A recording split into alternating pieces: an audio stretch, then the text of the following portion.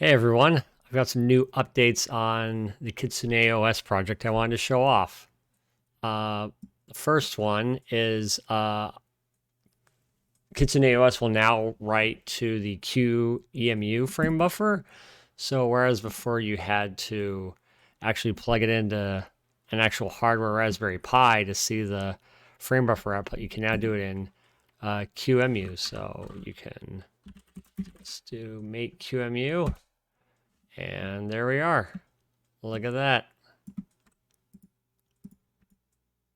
Frame buffer support, really nice. So now you don't actually have to go out and get hardware or build it or deploy it onto an SD card. You can just run it right in QEMU.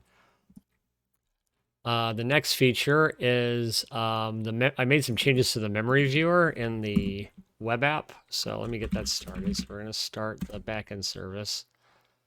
And then we're going to start QEMU in TCP mode. So now let's make this a little bit smaller.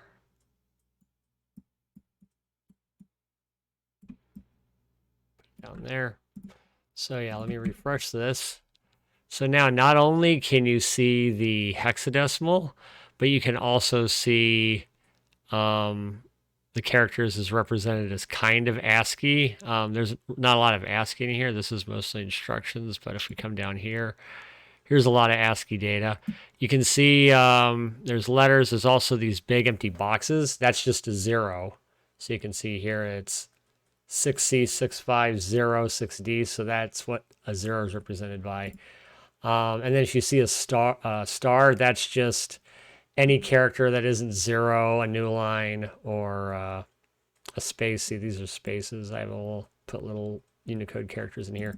So star just means something else that, probably is worth looking over here instead of over in the ASCII section. So yeah, that's nice. What's next? Oh, memory bookmarks. So when you're going through memory, sometimes it helps to be able to pop back and forth pretty easily. So you can go ahead and add a bookmark. So I could go to, say like 5,000 here, 500 hex. Then I hit bookmark, boom. And then I can jump here, or here, or here, here, and you can delete them. So that's nice. I moved the previous and next buttons over here. Just seem more intuitive that way.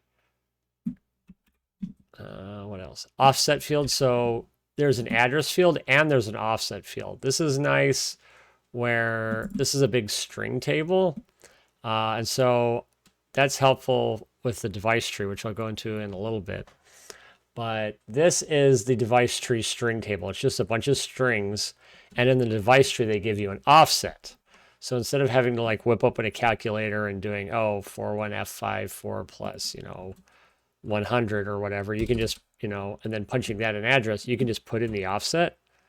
Like I'll just make up an offset, boom, and it'll take you right there, I2C21. So you don't have to open up a calculator and do math. It'll just do it, and then you can reset it and go back. And that's pretty handy for jumping around. So you can see our address is still 41F54, but then the view is actually based on the offset as well. So we can keep that there without losing our place and then just modify the offset to kind of do the math and go to the proper place in memory. This is nice. So if you look at the Readme, which I have now, you used to have to open up PicoCom to like set the terminal settings properly, like the baud rate and a bunch of other stuff. The backend server that you run now will set that automatically when you're running in serial mode. For any of you who are running against actual hardware, if you're not running against an actual Raspberry Pi, it doesn't matter because it's all going through TCP anyway. There's also a cool little feature to read coprocessor registers. So on the ARM architecture, you have all of these like kind of system control registers is kind of what I call them.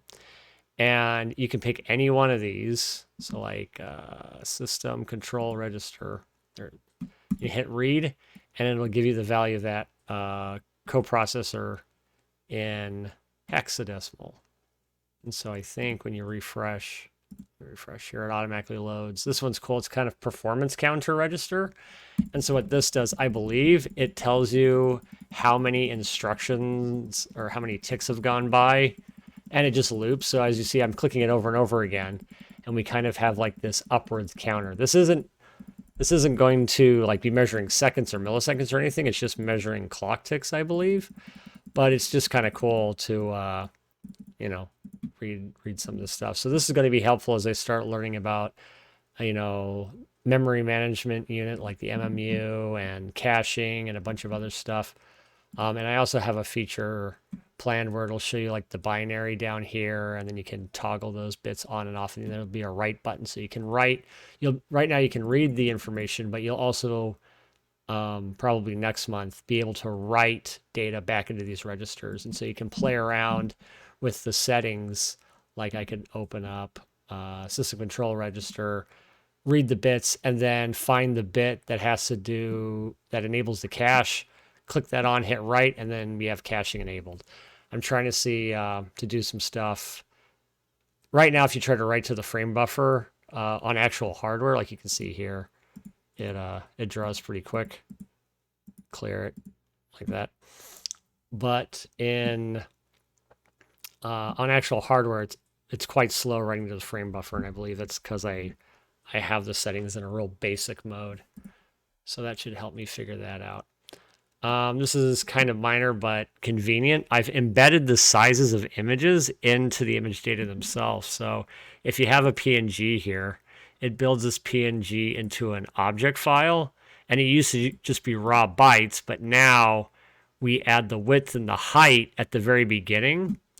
So when you, let's see, draw image. Yeah, draw image used to have image data, width, height, X position, Y position. And, you know, the width and the height, you know, used to be passed in directly. Now we just get it straight from the image data. This is super handy because every time you resize an image, you would have to go in to wherever you called the draw function, like here, draw logo.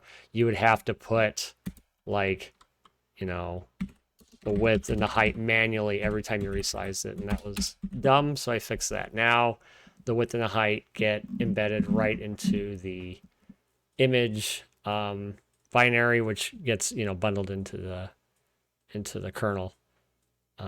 Very, very basic file format. It's just, you know, RGBA bytes that just get written directly to the frame buffer. Eventually, I'll probably have compression and nice stuff like that. All right. And then a really big thing, a lot of people, well, not a lot of people, but I mean, we have two people and one of them requests something. That's a lot. People requested that right now the OS only supports the Raspberry Pi 4 Plus that I have officially, because that's what I develop on. But other people have other devices that they want us to run on. So I want this to be able to run on Raspberry Pi, you know, 1, 2, 3, 4, hopefully even like 0 or the Pico or all the other kinds of Raspberry Pi hardware. The trick with that is when you're writing to peripherals like the serial device or the frame buffer, depending on the hardware you have to write to different addresses, which is cool because you just copy bytes into a certain place in memory and they show up on the screen. That's cool.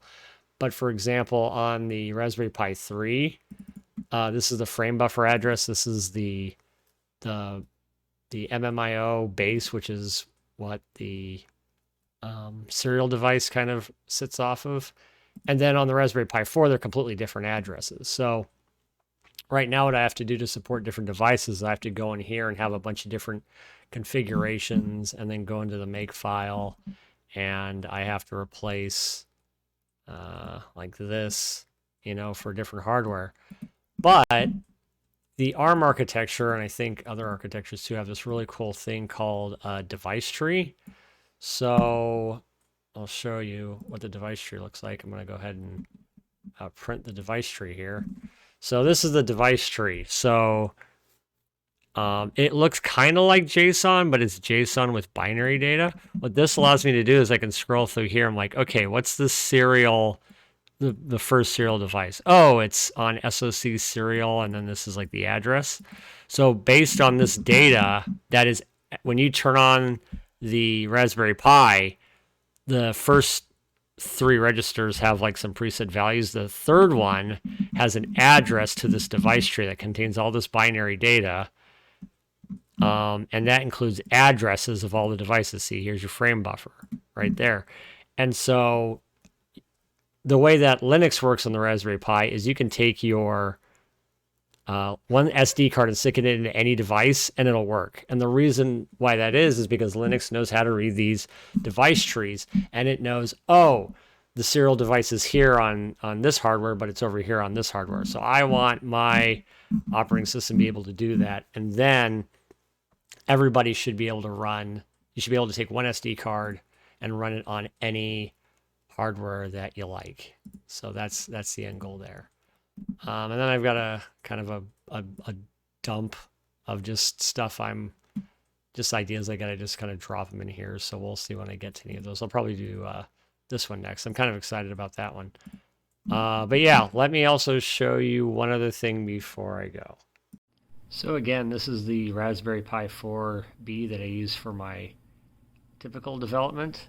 And then over here, I've got I dug these out of storage. I've got a redundant Raspberry Pi 4B. This is a 3B, a 2B, and a 1.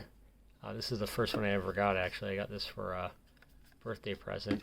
And I've tested Kitsune OS on all these. They all work. I just have to manually punch in the addresses for the serial device and the frame buffer.